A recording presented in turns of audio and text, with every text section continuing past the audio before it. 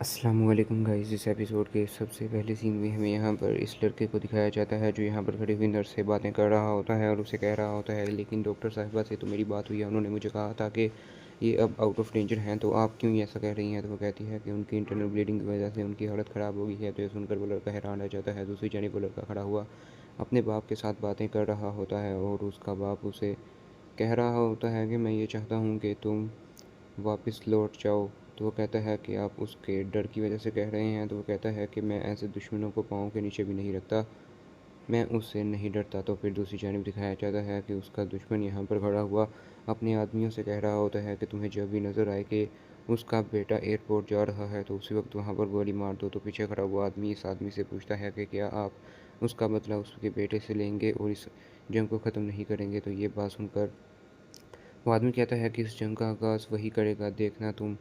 अगर वो अपनी शर्त पर कायम रहा और अपने बेटे को बाहर ना भेजे।